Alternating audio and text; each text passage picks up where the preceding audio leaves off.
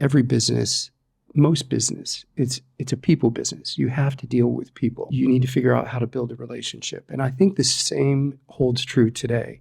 The biggest personal brands, even if we talk about bloggers, for example, in Russia, are moms with many kids. They're like nation's heroes. That's emotional manipulation. I think it's important to get experience as much as you can. I think things are changing, especially now. Seeing your own culture through the lens of a different culture, it helps you to see things outside of yourself. And I was somewhat bored. And even though I was doing well, the company was doing well, I was just bored. You did not even go outside? No. I need to do something more, something different. So it's still all about a relationship. All about relationships. Embracing flow as opposed to effort to get a result. Welcome to Visionaries, to a channel where extraordinary people share their vision and tell their stories. Today, our guest is an incredible person, a marketer, an entrepreneur, and a traveler. Hello, Brad. Hello. Thank you for having me. I'm really glad that you came. So the reason I invited you here is because firstly, you're an incredible person. You've traveled the world. You've worked in so many different fields. You have a lot of experience, and I'm sure you have a lot of wisdom that you can share with our viewers. So can you maybe first start with your background so people can get to know you? Sure. My background is originally I'm from the U.S. I lived there until I was about, I'd say 25. Then I moved from the U.S. to the U.K., where I lived for about 6 years. From there, I moved to China, where I've lived for the past 20 years. Yes, and now you're here. And now I'm here, and I've been here for 6 months. So how do you find Thailand? Love Thailand. I have been coming to Thailand probably 2 to 3 times a year for the past 10 years. So I've been trying to figure out how to spend more time here. So maybe we can start with your childhood. So you were born in Denver, Colorado, right? We moved to Denver. So I was born in a suburb of Chicago called Crystal Lake. Very beautiful city, very small. A small town, USA, is where I grew up. It was a wonderful childhood. And we lived there until I was about 13. And then my dad had a job interview in Colorado, and he left for a week, came back, and 2 weeks later we moved to Colorado. My parents fell in love with Colorado. I've never been to Colorado, but I heard it's a beautiful place. My dad is actually a fan of Colorado. So, and what is the story behind moving to England? Because it's... So I was working for an IT company based in Southern California, Orange County, and I worked for a company called Simple Technology. They manufactured DRAM, computer memory, and they were twice listed as one of the fastest growing companies in the U.S. And I joined that company early. I think I was employee number 30, and it just grew so quickly. That after 2 years of being there, I had an opportunity to move to the UK, where the company built a manufacturing facility. And that facility was in Scotland, but I was based in London, and I would travel back and forth between London and our manufacturing facility in Scotland. So that's why I went to the UK. And it was probably an inflection point in my life that just changed everything. Because prior to that, I hadn't really traveled outside of the U.S. And then after that, I've just never gone back to the U.S. That's so interesting. So can you please tell me more about what exactly was the turning point? And also, I don't know if it's true, but in the world, there is a stereotype about people from U.S. that people from U.S. don't travel much because you have such a big country where you have everything. You have sea, you have mountains, you have pretty much, yes, you don't have to go anywhere. But so is it true or not really? That's very true. In fact, before Canada and Mexico required a passport, Mm-hmm. my understanding is that less than 8% of the American population had a valid passport. Mm-hmm. So now that Canada and Mexico require a passport, I think it's 20 to 25% of the population have a valid passport. Actually, in Russia, it's the same. I think not a lot of people actually have a passport. Yes, so can you tell me what exactly was the turning point? Do you remember your emotions, your thoughts back then? Yeah, at the time I was working for this company, and I was somewhat bored. Mm-hmm. And even though I was doing well, the company was doing well, I was just bored. And I knew the CEO of the company quite well, and I told him how I was feeling. I just said I need to do something more, something different. Mm-hmm. And so at that time, no one knew in the company that they were negotiating a new company, a new factory to set up in Scotland, but no one in the company knew it. So when I told him this, he said, "Don't leave." He said, "How would you like to go to England and be on site with one of our distributors and also work in the factory that we're about to set up?" And immediately I knew inside that was exactly what I needed. Even though I said, "Give me a day to think about it," Mm-hmm. I knew as soon as he asked the question, I knew that was the direction I needed to take. Yes, and back then you worked in marketing, right? Mostly, back then it was mostly sales, a little bit of marketing. Mm-hmm. But then when I moved to the UK, I did both. You know what is so interesting? In Russia, if you tell people that you are a marketer, they instantly connect it to sales. And I'm always trying to explain people that sales and marketing are completely different things. So it's interesting that you worked in sales. So can you tell me whether you loved the experience? What have you learned? What is your view on sales and marketing? Because to me, it's an interesting topic, obviously. Me too. We've talked about this before, and both are fascinating. But I think sales is a subset of marketing. So my early career, I was mostly sales. And I was fortunate to work in companies that had very good training. So they would teach you how to sell. They would really work with you to help evolve your career and your skill set. So, and it was also a lot of fun, meeting new people, and I had some interesting experiences trying to win accounts because it's very competitive in the U.S. And early on, most of my job was over the phone. So there were clients I never saw. So you had to somehow differentiate yourself in a phone call or through some type of action to get the attention of a client, and then to somehow convince them that they should buy their product from you. I know what you mean, because I worked in sales, not for a long time, but I did not like sales. But maybe because I wasn't really good at it. But can you tell me, like, maybe your best tips for sales? Because obviously what you have to understand is that marketing sphere and sales sphere is obviously a lot more developed in US than in Russia. I mean, in Russia we have other things which are really well developed and even like better than in other places. But in terms of marketing, sales, I feel like in US the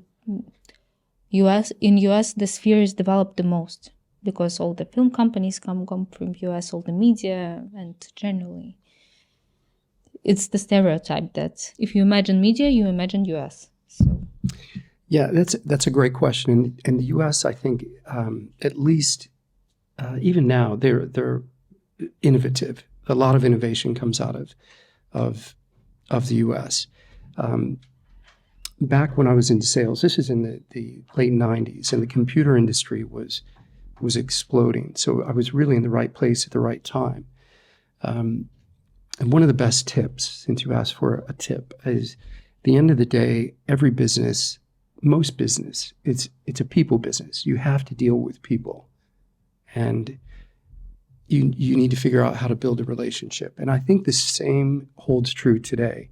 even with social media, because you'll still have a digital relationship with maybe not one-to-one or a small group. It could be a large audience, but you're still forming a relationship. So it's all about relationships. But to me, it must be so hard to form relationships all over the phone. Because, also, I don't know if it's like that in US, but in Russia, when people are selling, they're trying to push this psychological triggers. It's like, you can buy it until tomorrow, or if you will not learn a new profession, you will be left out in the future, and Right. all this kind of stuff. So is it relevant for US? Do people do that, or it's a bit different? I mean, those are emotional triggers, and yeah, I've heard that. Like, if you love your parents, you will do this, implying that if you don't do what they want you to do, then you don't love your parents. That's emotional manipulation. I prefer to try and have fun, because I think everybody has to work. And I read a statistic the other day that something like 67% of people don't like their jobs. So, but they still have to work. They still have obligations in their life. So I tried to make it fun. And here's an example of how to build a relationship over the phone that in a very competitive environment. So I was living on the West Coast in California. I had a client on the East Coast in New York. And she was part of a buying team for this very large company. And I was trying to just get her to respond to my phone calls or pick up the phone. Nothing for about a month. And she receives, at the time, she must have received about 100 calls per day. So I had the idea that, because every day in California, I passed by the strawberry stand. And this area where I lived grew strawberries. They provided 60% of the strawberries for all of the U.S., and they were delicious. So I thought I would send her a box from California to New York. I wrote a letter, just a one-page letter to go with it. Say, hi, my name is Brad. I'm from this XYZ company, and we have great products. And here's an example of the kind of service that we have. We'll ship everything, 2-day for free by FedEx. If there's any problems with the products, we'll take it back and return it free of cost. And so I shipped the strawberries out overnight. And I checked with FedEx number the next day after it was delivered. And so I called her 15 minutes after the package was signed for and delivered to her. She finally picked up the phone for the first time in a month. And I said, hi, this is Brad, and I'm just checking to see if you received the package. And she was laughing. And I said, is everything okay with the package? And she said, well, it's actually leaking all over my desk. So the strawberries don't travel very well from one coast to the other. And I think they were also on the underside of the plane. So when they arrived, they were liquid. So rather than just give up and admit defeat and never call her again, I bought a carton of oranges and wrote another letter and sent it to her in the same fashion overnight. So in the letter, I said, sometimes in business, mistakes are made, but the difference between professionals and amateurs are how you handle those mistakes. And I said, here's a replacement product free of charge. And this is the level of service that I would provide to your customer or to you as a customer. So I had her business from that day onward until I left the company. So it's still all about a relationship. All about relationships. Yes. I to be honest, I think so as well, because I feel like you need to establish an emotional connection to a person, so a person or a group of people can trust you. So what happened then? So after that, I worked for that company. That company went through an acquisition. They were acquired by another company that I went to work for, which I actually facilitated that acquisition during a tennis game. Going back to relationships, is I played tennis, and so did the CEO of one company and the CEO of the company that I was working for. And I knew a lawyer who played tennis. So I arranged for a doubles match, and by the end of that match, one CEO offered to buy the other company and work with this lawyer to take care of the legal aspects of that acquisition. Do you know what is so funny? Because sports actually play such a big part, especially tennis. Because, even though for example, my father is not a marketer, but that's what he told me because he wanted me to play tennis. I hated it when I was a kid. And he was like, no, you need to learn to play tennis because it's such a good way of meeting people and for closing business deals and etc. and etc. And golf as well, right? Tennis, golf, skiing.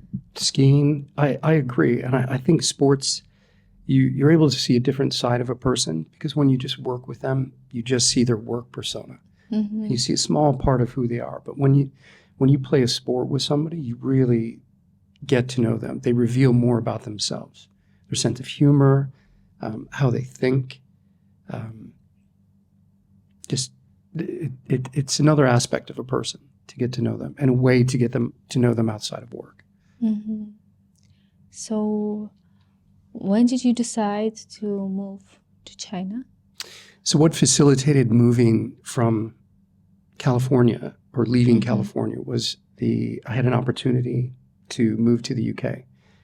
When I talked to the CEO of the company, I think I mentioned this already. Yes. Okay. So while I was in the UK, I had several different responsibilities.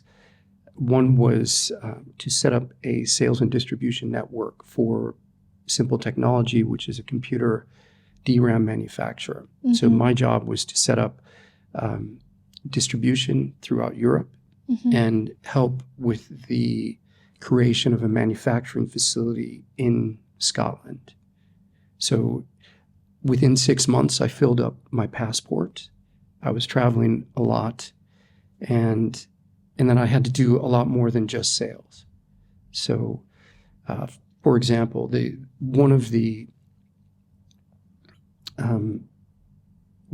part of the deal of setting up a company in Scotland is that we needed to create a lot of local jobs.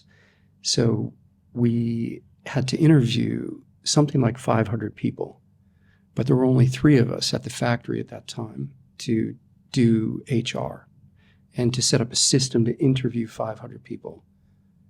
So I had no experience how to do it, but there was nobody to do it. So we had to create a system to streamline the interviewing process. And the idea was to eliminate as many people as possible on the front end. So I created a system of questions, and depending on the answers, we would dismiss most everyone quickly. And then those who made it to the second stage, we'd have a more formal interview, and then we would create a short list to speak to the general manager in Europe. So I had no experience doing it. I had to learn an interviewing system in 24 hours. That's interesting. And then you went to UK, and as you mentioned before, it changed your life, right? Yes, moving from California to the UK changed my life. It really opened my mind in a way that's difficult to describe, but only those who travel and live abroad understand it, because seeing your own culture through the lens of a different culture, it helps you to see things outside of yourself. It broadens who you are. That's true. How are the English different to Americans? Well, I think Winston Churchill said it best. He in comparing the U.S. to the U.K., he said we are 2 countries separated by a common language, meaning we both speak English, Americans and British, but they're 2 totally different cultures.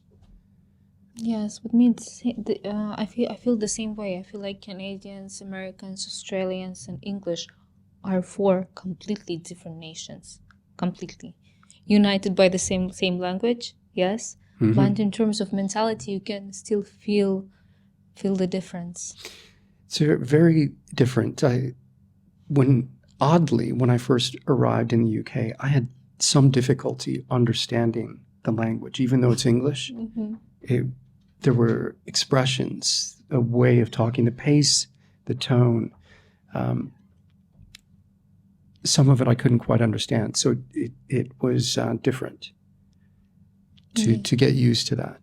But fortunately, I worked on site with about 200 salespeople, and I was constantly getting made fun of because I was the For only an American. accent. Yeah, I was the only American on site, and these were a bunch of West End, London salespeople, all in their early 20s, very aggressive. So any mistake I made in the English language, I was quickly corrected and made fun of, but I felt in a very good way. So they were just trying to help you. yeah. And in the British, their sense of humor, they have what's called taking the mickey or taking the piss out of you, and it's more of a friendly banter. Where I worked in the UK, it was more undisciplined, or disciplined in one way, but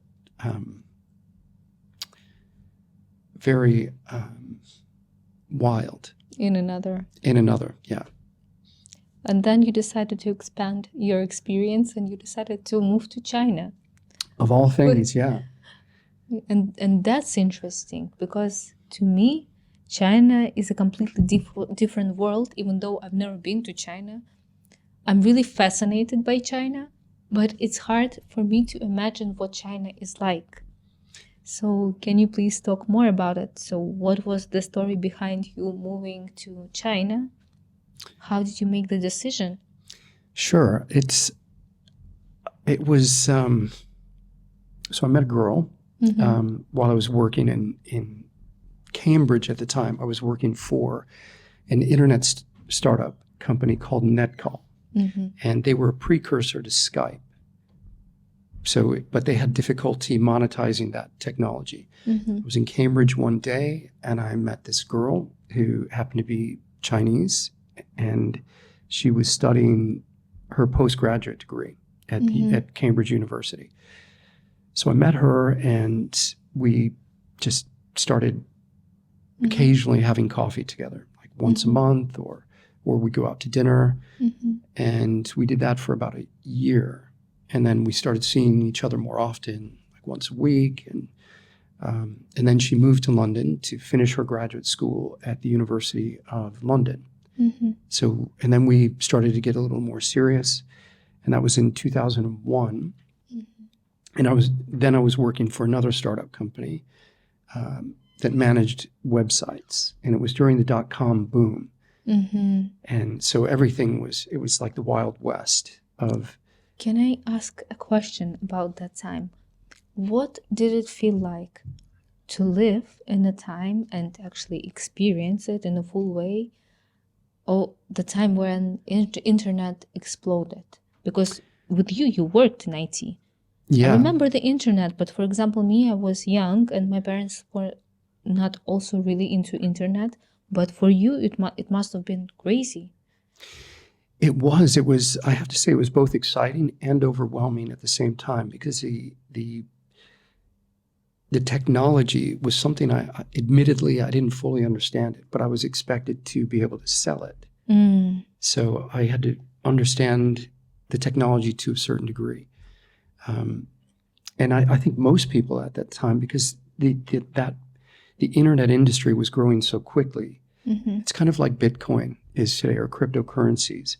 You hear about it frequently in the news, but not a lot of people understand it. Only a few people fully understand how to use it.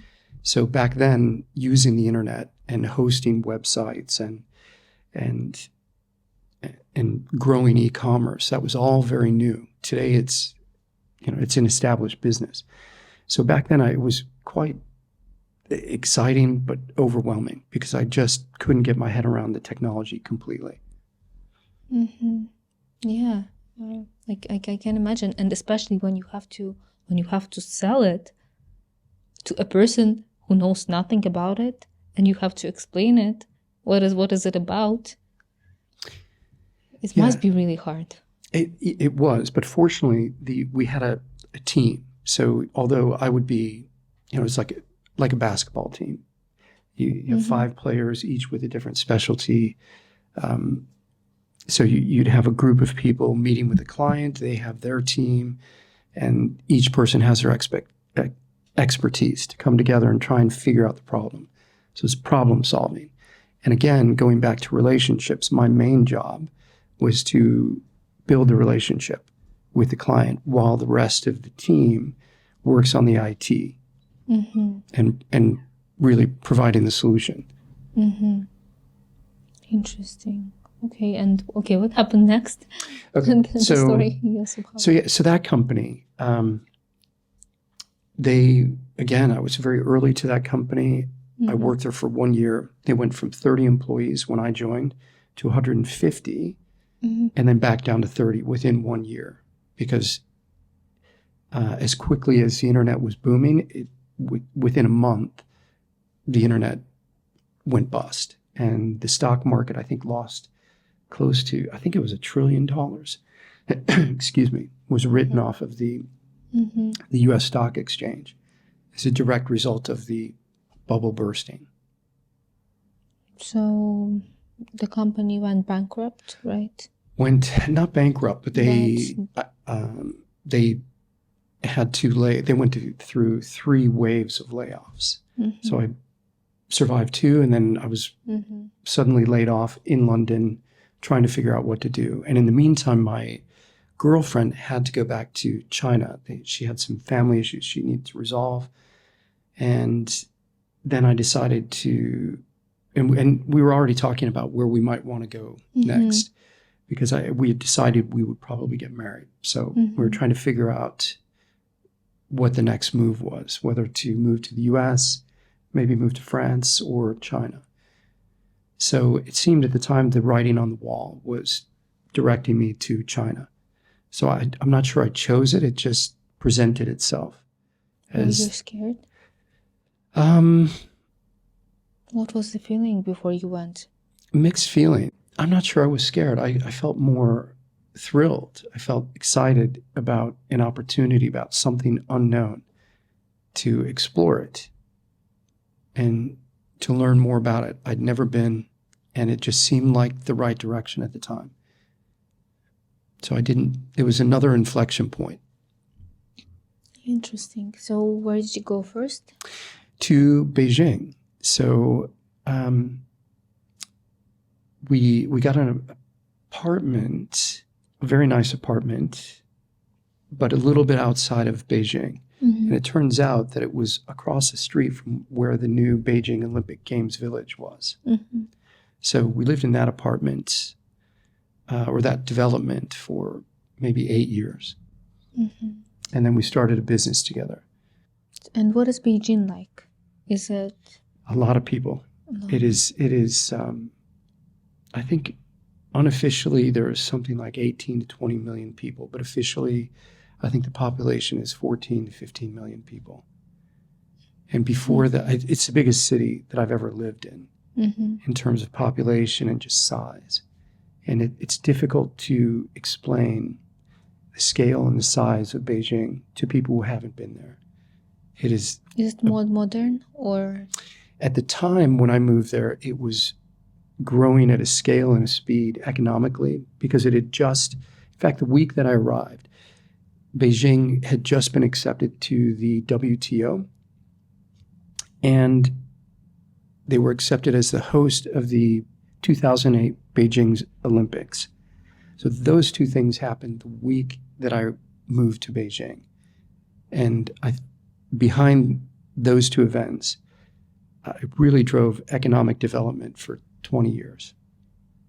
So I watched Beijing just rapidly change. The way Beijing is set up is on ring roads. The second ring road, third ring road. It's kind of like the peripheric. Actually, in Moscow, it's the same. The same? Is it on ring roads? The same? Okay. So at the time I moved there, I was on the 4th ring road, which was the outermost ring. Now there's a 5th and 6th ring road. And buildings, architecture that are just beautiful pieces of work. And for how long did you live in China? So I lived there until about a year ago, or maybe a year and a half ago. So I left around April last year. I went to the U.S. for about 6 months. Mm-hmm. After that, I came. At that time, it was difficult to get back into China because of COVID, and then China had shut down again. So rather than try to go into China, I decided to stay in Thailand. Yes, And but can you please tell a bit more about China during COVID? Was it strict? it was very. It was an interesting time because I remember the day it started was January 25th, 2020. And my wife's mother, I was going to play tennis with two friends. Mm-hmm. And my wife's mother, who was living us at the time, she was begging us not to go, showing us this video, and she was in tears. And the video was of people getting boarded into their apartments. So the government officials or government employees with hazmat suits were boarding up people's homes. And she's showing us this video. It looked like propaganda to me. Mm-hmm. And it just looked too much like propaganda. I didn't believe it from day one. But to appease my mother-in-law, I didn't go. And I didn't leave our development for about 3 months after that. Because the government said 2 weeks, just stay home for 2 weeks. You did not even go outside for a while? No. No? But fortunately we had a nice space. Yes. And we were, Okay. so it was okay. But because in Russia it's so funny. I feel like before the lockdown actually happened, people did not believe in a virus. People were like, it's not true. Nothing is going to happen. Everything is okay. but then the government said that now you have to stay home and you cannot leave home. And people were like, what? So people started running into the shops and buying everything. But it's really interesting because up till the last point, no one believed.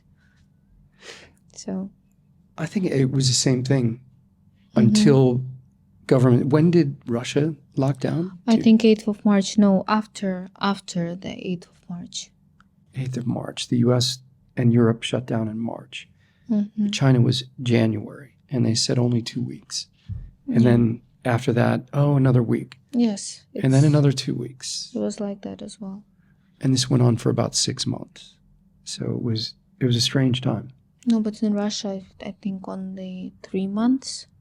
And as for us, we could go outside because we lived outside the city, so we could go for a walk and you could visit friends as well. Like, okay, in China it was a little different. It was it seemed that, well, obviously you had to wear a mask everywhere. You would go, you had to present a QR code and scan it to access public facilities. even the store, the food Shopping store? centers, everything. And they would scan you they would check your temperature. And then you'd have to present a QR code, even to go shopping. In Russia, it was the same, but only for 2 weeks, I think. And then, no. I mean, they always checked the temperature, but I remember that if you needed to go to a pharmacy or a food store, no one checked anything.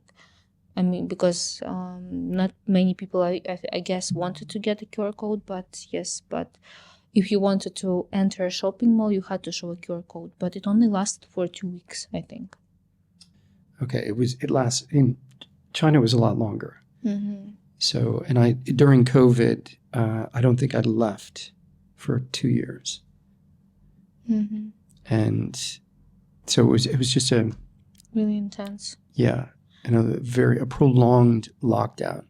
and mask wearing and mandates. It's very strict. Because the thing is that, sometimes you watch the news and the media, and some of the things seemed like really extreme. Not I mean extreme, but I mean in Russia it was different, and people were talking about China, and that's why I asked to know if it's true or it's just media or maybe some extreme situations. I think there's probably some truth in it. The media has a tendency to exaggerate certain things, but it was I really couldn't get in when I was traveling back from the U.S. So that's how I arrived here. I was just planning to wait out China to see when they would open up without the mandates and without the restrictions. And it's okay now, right? Yeah, they just officially announced that it's over. And I talked to some friends last week who said everything's back to normal. It's good. It's really good, because I would love to visit China, but yes, now I can. Now I can. So tell me a bit more about China, about Chinese people, about what you learned while you stayed there, while you lived in there. I would say, like everywhere that I've lived, and before I started traveling, we talked about this before. There's certain stereotypes or certain impressions you have of different cultures, different people, of how they are, and I found most cultures are very similar in terms of values. So in China, in the UK, in Europe, I found in Russia, people I've met, values seem to be the same. I think people want, an opportunity at prosperity. Most people, I think, would like to have a family, have some stability. So I find, and most cultures have a very good sense of humor, even though the stereotype may be that they're not very funny. There's a stereotype about Germans that they're not very funny, but I've spent a lot of time in Germany, and I find they have a wonderful sense of humor. So I think with China, it's no different. Again, people want the best for their family. They want a stable life. I heard that Chinese people are really into education, and I know that one of your businesses is in education. So can you tell a bit more about it? Yes, and so there are some differences, because the Chinese, I think culturally, they spend more as a percentage of their disposable income on education than any other culture, with the exception of Korea. So they like to study. The Chinese are the same. So I've been in education business with my wife, a business we started 20 years ago. And kids go to school, even preschool. They're at school from 7:30 or 8 o'clock until 5 or 6 o'clock. They're in school all day, learning, although they take naps if they're in preschool. But they're learning English, they're learning instruments, a musical instrument, different sports. They have a well-rounded early education. And some of the international schools, their preschools are for half a day. So the education system is quite different and very rigid. So they have a lot of discipline, right? In classes, in schools, and everywhere. A lot of discipline in the school and also at home. So there's two aspects to education.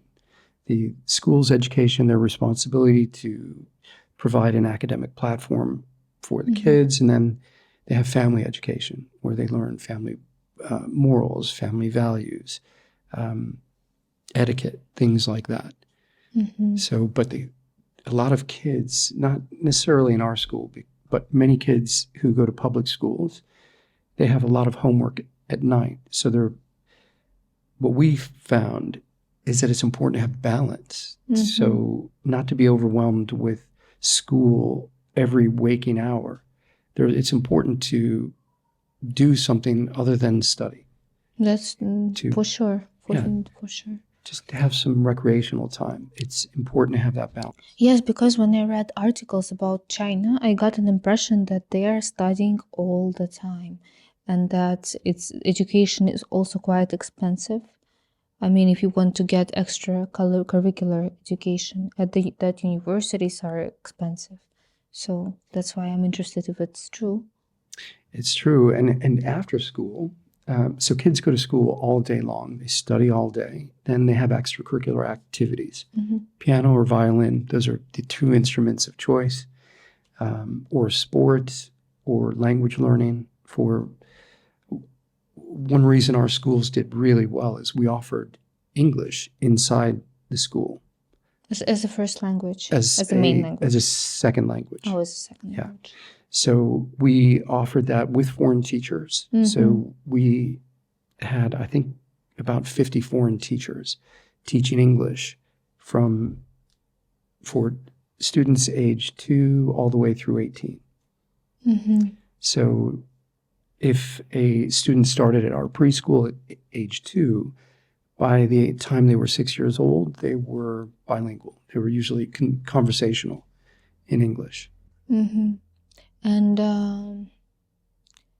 can you tell me what is the difference between working for someone and being an entrepreneur? Because I think that's the question a lot of people ask. Because, yes. I love that question because I've been on both sides, and I think it's important to get experience as much as you can, if ideally from great mentors, great companies. Just getting experience is important. And when I started, I was just getting experience, and I happened to be in the right place at the right time and met some wonderful people who helped me along the way. I've also had some bad experiences with some bad people who hindered me along the way. But in retrospect, I learned a lot from them. And I think I had an opportunity when I first moved to China with a technology startup. And this company's aim was to do a joint venture between Verizon, mobile phone company, and China Telecom. And the small tech company was going to bring those two companies together and provide very unique services. That's the way it was pitched. Anyway, so I worked for them, and it was just a horrible experience. Horrible. And after that, I won't go into the details of how horrible it was, but it was one of those jobs I just didn't like going to work. Every morning I'd wake up, didn't want to go to work. And finally, I just decided, never again. I don't want to work for anybody else. So I'd rather have a small job that I enjoy, maybe not make as much money, but I'd rather have the feeling of freedom and seeing the results of my own decisions, good or bad. I know what you mean. And it is liberating. And since then, I've always worked for myself. And that's been the last 20 years. Can you please tell me more about your experience of being an entrepreneur, about your highs and lows, and was it hard in the beginning, and how did you manage to grow?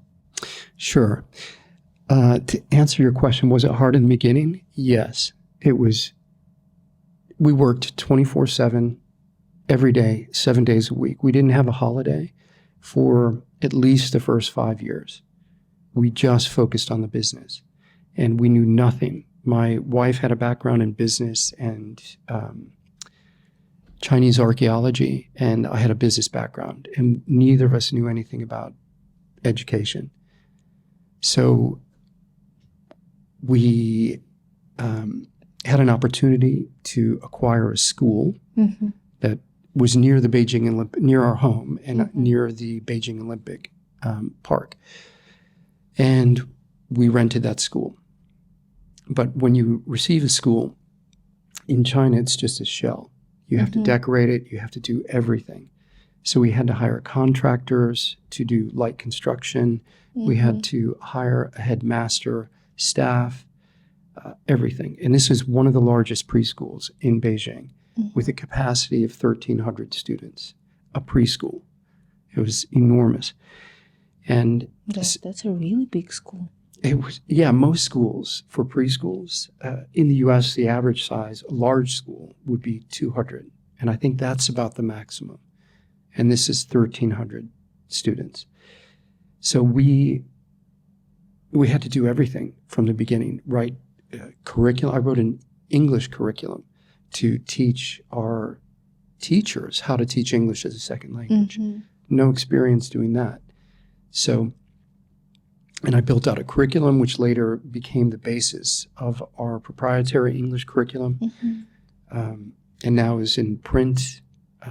We publish our own curriculum. It was, I think, one of the first English as a second language curriculums that was based and created in China, because most curriculums were brought in from the US, from England, from Canada, and we built it locally, created it locally. But some of the difficult parts and what we learned, again, is people, relationships. So one was hiring a headmaster, and we hired a headmaster who we didn't vet properly. And this was a very difficult time because we nearly lost the school, actually, our first school. And this is where, from something that happened that was terrible, we learned a lot and grew a lot through hardship. Anyway, we hired a headmaster who was trying to take the school after we had decorated it and made it ready for business. And after the day we opened, we had 150 students. So we were very busy from day one. And she was collaborating with the property owner to push us out of the business so they could take our investment and the school back. And we didn't quite know what was happening, what was going on. But fortunately, we had a very tight core team of managers who helped us through that time and to recognize what was happening. And again, I don't want to go into the detail, the minutia of how terrible of a time that was. But we were this close, minutes away from just walking away from the school. And the parents were waiting they wanted to know what was going on with the headmaster, who was spreading rumors about us to make us look terrible to the staff, they were just creating a very negative environment. Right. And our focus was trying to grow the business, and we thought we'd leave her to manage, the headmaster to manage that one school while we started growing the business. And we found out, you used the word earlier, trust. We didn't vet this person properly. And, we couldn't really trust her. And so we nearly lost the business. And it wasn't until How long did it take you to find a new headmaster?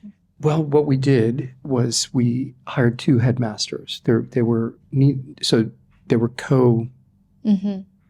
co-headmasters, I suppose. So there's a system of checks and balances. So that's one thing we learned, is rather than having one person that we may not be able to vet unless we train them, we usually have two people who share responsibilities within the school rather than one person. That's interesting. Okay. Right. Because with this particular headmaster, we noticed that our food costs had gone up by 20%.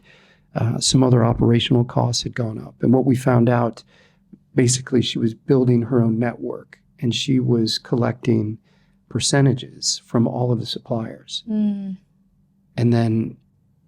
Yeah, that's why you had to pay a different amount of money at the end. Yeah.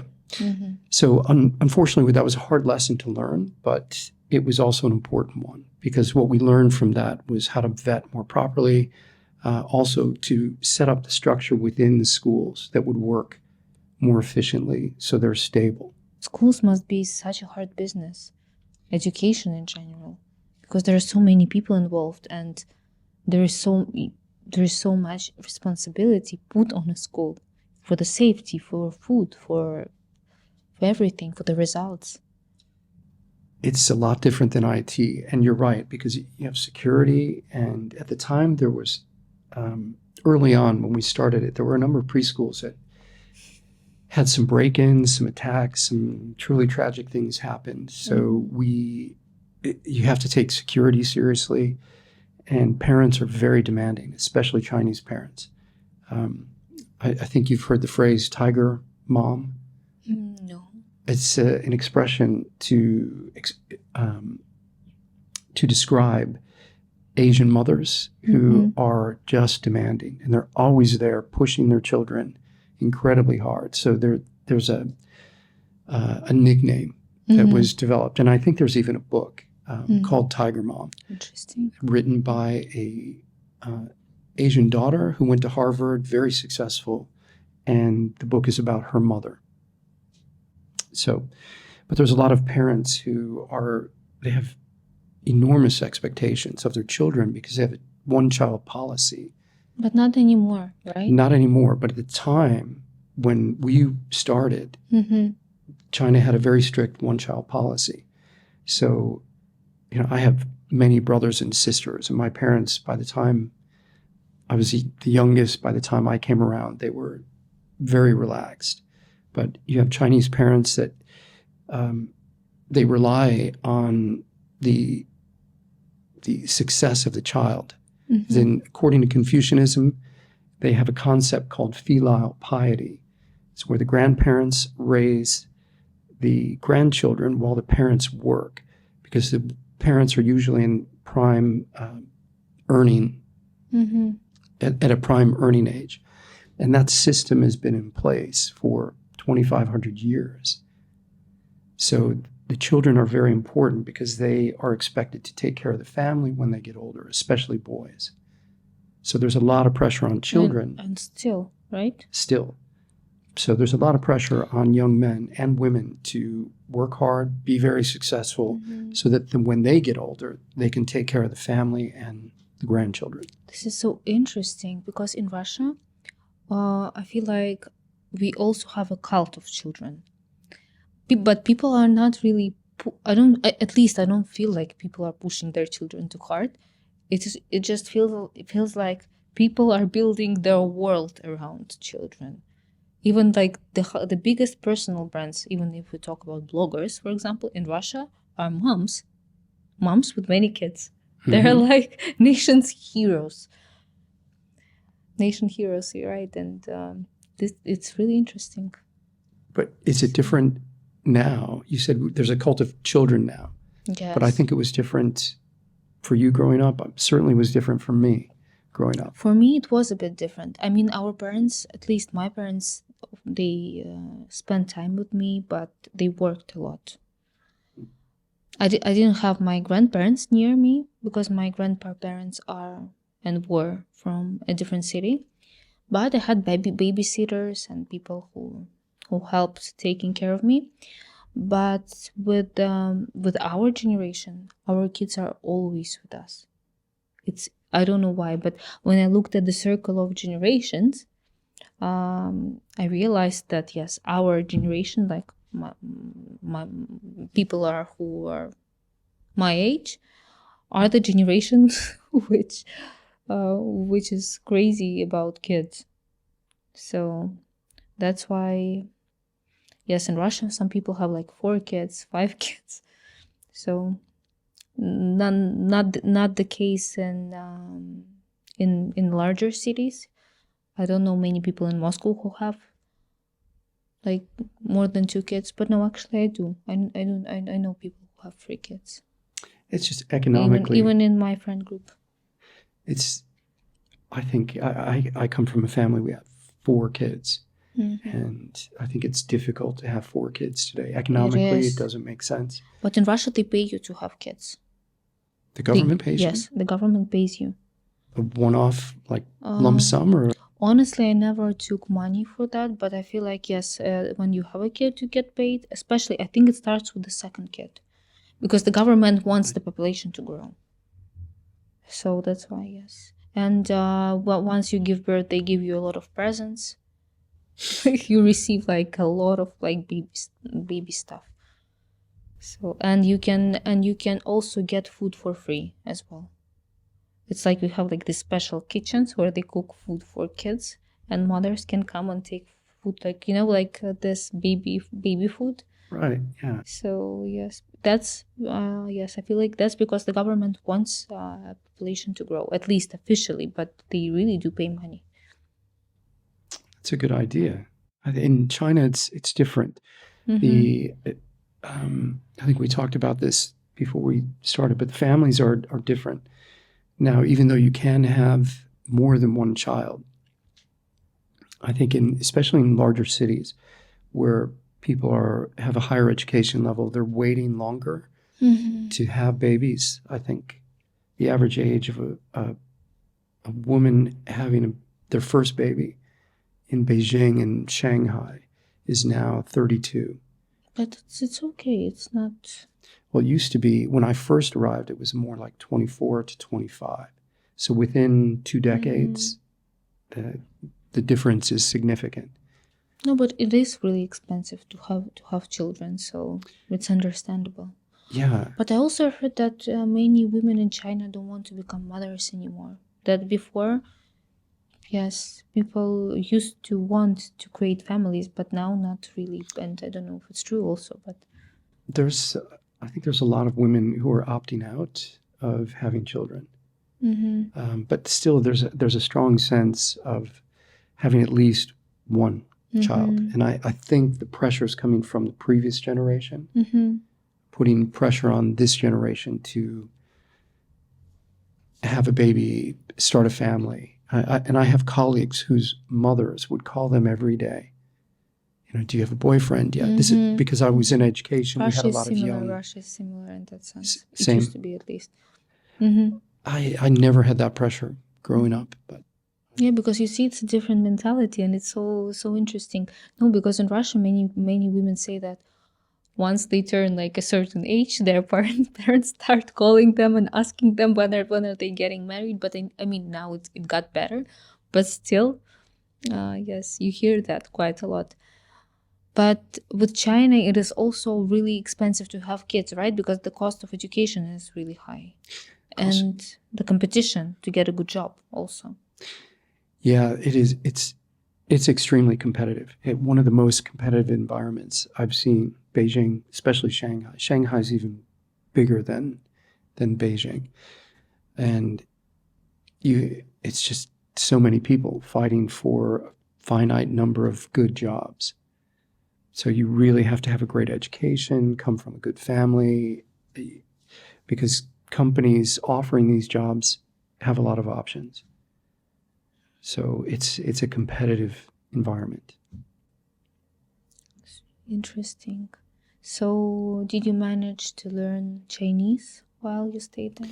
If I have one regret, it would be that I didn't spend more time learning the language. And had someone asked me when I was growing up if I would be living outside the country, it's not even something I thought about. Just opportunities came to me to where I found myself moving first out of a very small town to a larger town, then to another state, and then to another country. So unfortunately, my Mandarin is limited. No, but still, I heard that Mandarin is one of the hardest languages. It's difficult, and I have to say, when I tried to study it, it would just give me a headache. And they have so many different dialects, right? Yeah, there are places we go in China where the local language, even my colleagues and my wife who speak Mandarin, they're multilingual and they speak different dialects. There's parts of China they can't even understand the language. So even though Mandarin is, I think more people in the world speak Mandarin than any other language, English is more broadly spoken. English. So English. people do speak English on on a country, on the country level? So it's like pretty much anywhere you go, people speak English. Right? In some parts, no. I mean, but with the internet and with the education system now, that a certain amount of English is required as standard for the Chinese curriculum. Mm-hmm. Interesting. So, and what was the second business? So the second business was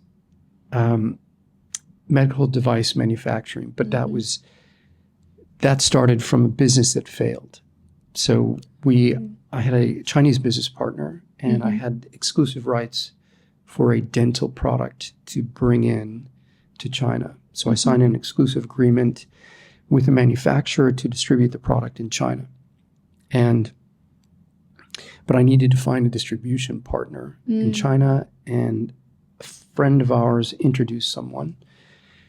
And so I went into partnership with this person. And then our supplier who came over, the manufacturer came over to China. We introduced him to a number of clients, including another distributor. And he broke our contract and went direct with our clients with his product. So we lost a bit of money on that one product. And my business partner introduced a product to me, which was a medical device. And he said, "Do you think you can sell this?" And so I said, "Maybe." I said, "I need some samples and I'll try." So I found 50 companies that bought similar products, and I sent samples to all 50 with a cover letter. And 3 of them responded and wanted pricing and a quotation. And one of those clients ended up being, actually one of those clients is our main client out of Germany, and we've had their business for 20 years. And the first 12 years, well, the first year, we bought another product and put our label on it and resold it. But we made enough money in the first year to build a factory. Interesting. Is it hard to combine both businesses together, education and? Well, I think it's a lot of entrepreneurs, they will have many different things. And the education business, fortunately, was stable, or kind of stable in the early days. So I was more involved in that on the day-to-day, whereas the medical business, my primary responsibility was business development. So I would try to find clients, and then to maintain the business was fairly easy. So it only required maybe an hour a week to do that. That was relatively easy. So, and had I not had international experience, sales experience, marketing experience, it would have been more difficult. For sure, for sure. That's why you said it's really important to get experience before you start in entrepreneurship. Yeah, and also having experience doing phone sales, not seeing the client, because our German client, I didn't meet them for probably 3 to 4 years. So I was doing business with them without ever meeting them. No, but now it's easier because we have Zoom, right? So you can call and you can actually see a person, and you can see a person's face expressions, and it's easier to get an idea of what person you are speaking to. Yes, but back then it was really hard. Yeah, email was still relatively new, so now it's easy, but back then it was still, still old school. But we managed to, that business, we managed to grow. We doubled our sales year on year for 12 years. So that was a very successful business. And again, choosing the right partner, we still have a handshake agreement with each other. And I've known him for 20 years, and we still are doing business. And we just started another business. So, so it's important to choose the right people to surround yourself with. Especially in another country, which is so different in terms of laws, in terms of everything, pretty much. So, yeah, it's important to find the right people, because Yeah. So yeah, I still do business with him. And that business needed minimal input. Like I said, an hour a week, I could do that business. And so I spent most of my time on the education business, which my wife and her team, now she manages it. So I'm not really involved in the day-to-day of that business, which I like. I've done it for 20 years, and I'm kind of looking for some new opportunities. Let's talk a bit about education, because right now there is this idea flying around in the information field that people don't really need education to become successful. What are your thoughts? Well, first of all, you have to, I think, define what you mean by successful. And earning an X amount of money a year and being able to travel, being able to go to good hotels, successful in terms of money. Because, yes, I already said that I don't agree with the idea, but I want to ask you, because you're an education expert. So, well, I'm in the business of education, and I see the value of we have 5 main goals that I think if we instill these aims into our students, they'll be successful. And of the 5, the first is having a solid academic background. There's no way around it. You need to understand math and statistics, physics, maybe not to even geography. Geography and reading, writing, and so you need to have a solid platform in academics. But in addition to that, we try to make sure that our students are exposed to a musical instrument, because I don't know about you, but every culture has music, and it's a sense of joy, emotion, sadness. It's a creative expression. That's true. So we offer that as standard in the school. Piano, we have a room filled with drum kits, because I think drums are a great way for kids to get rid of energy and express themselves, to just bang on things, but make music out of it. And then we also offer piano, violin. We offer dance at our school, creative dance, also traditional ballet. We have golf, we have tennis. We have a professional tennis coach who's a 2-time world champion. Wow. Who starts, who together with her, we've set up a tennis academy. We have 300 students in the academy alone. What else? We have calligraphy. We have dressmaking. We have all kinds of programs. I think in total we have 20 extracurricular activities. So we have a proprietary curriculum, which is both English and Chinese. And then we have an a la carte menu where students can choose areas of interest. But yes, what we discussed before is, so you think that in order to become successful, you need to have an academic background. In your opinion, in your opinion, you have more chance of becoming successful if you have that background. I think so. However, when I went to Finland maybe 8 years ago with an educational group from China. We were invited to look at their academic system. We were invited by the Finnish government. And Finland, after World War II, was one of the lowest countries ranked for education. And so the government recognized it. They made changes and investments to their education system.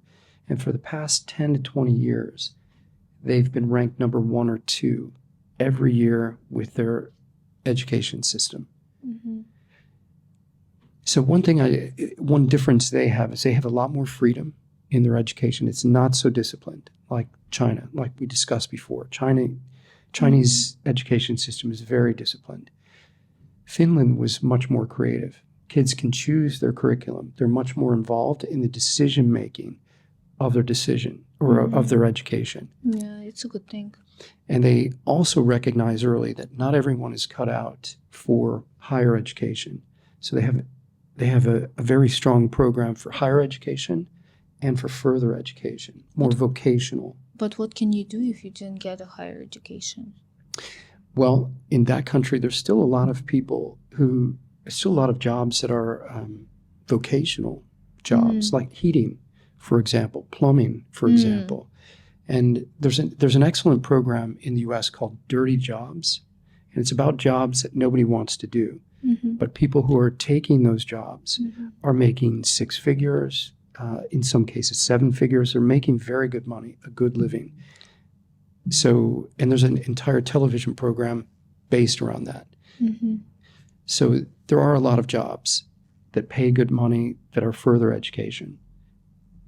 But usually the larger incomes are associated with the higher education level. That's the story that a lot of students are given. Go to school, go to college, get very good grades, and you'll have a great job. But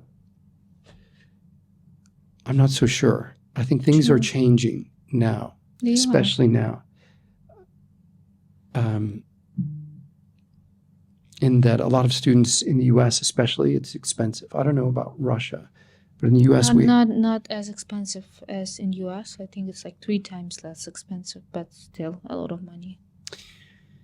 So it's changing. And I also have you looked at ChatGPT by any chance?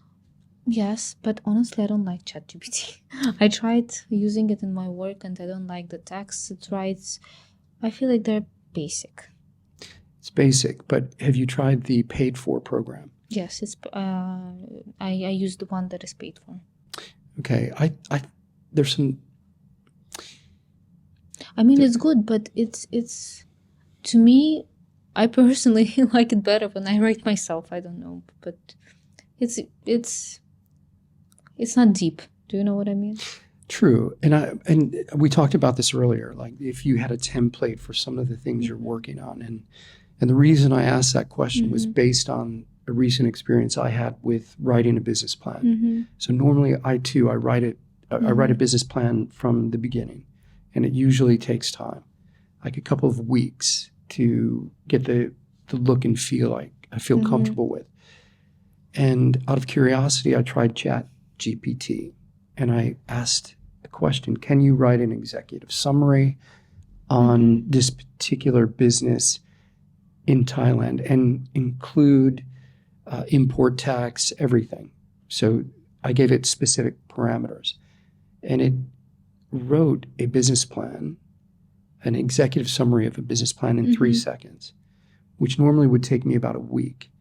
But you're right, it's not complete. So it's not. Because if you ask ChatGPT to write your marketing strategy, it's going to be like super basic, like create Instagram account, target your posts, try to find out what your audience is, like something really basic and straightforward. But maybe in your case, it was better. But with marketing, at least I tried.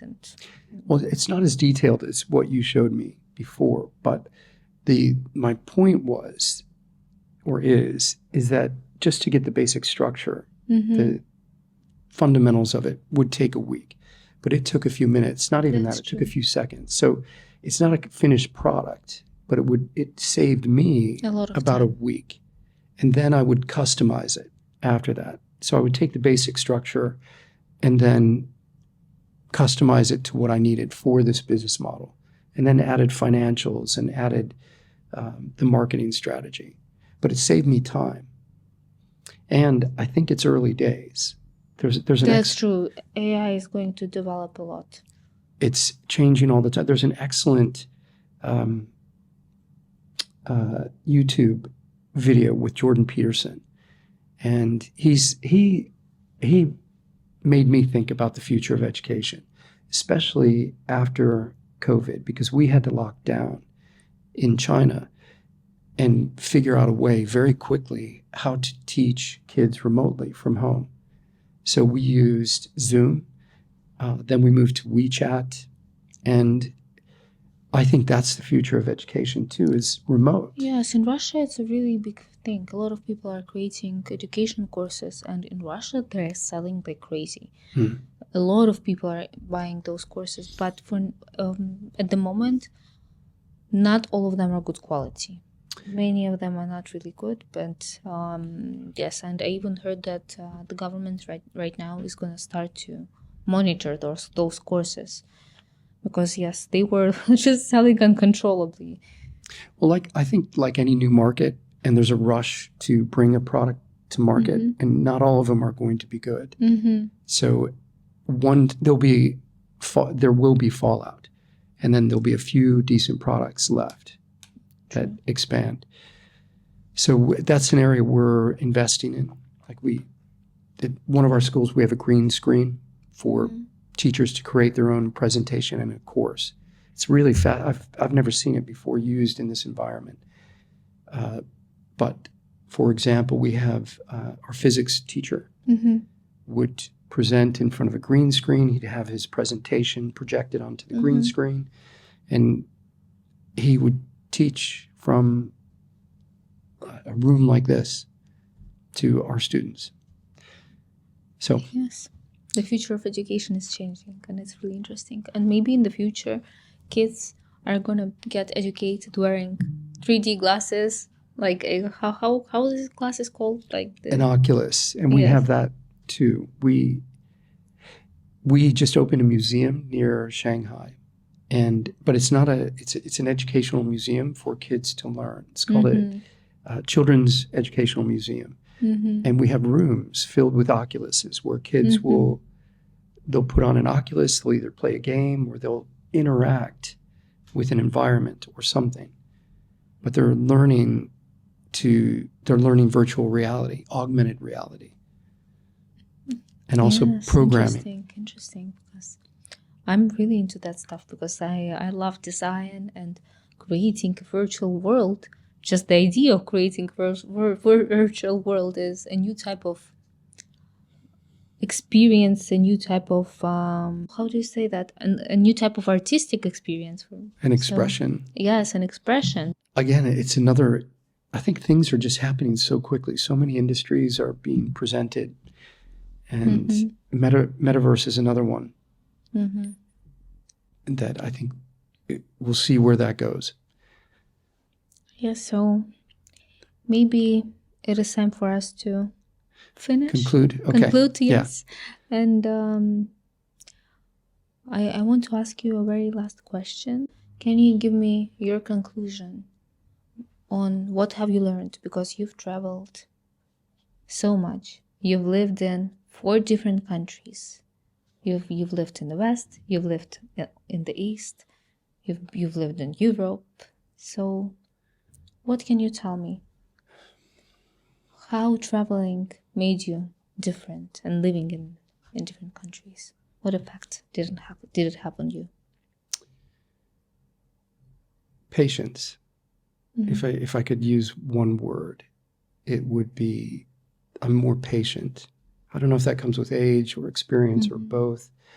But when I was younger, I think I just wanted to do so much and was more impatient. And now I've learned to be much more patient.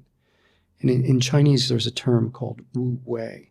Wu Wei means embracing flow as opposed to effort to get a result. So I think when I was younger, I would try much harder to make things happen. And the one thing I would like to think I've learned is to let things happen. Yes, that's good. Thank you very much, Brad. My pleasure. Thank you for having me.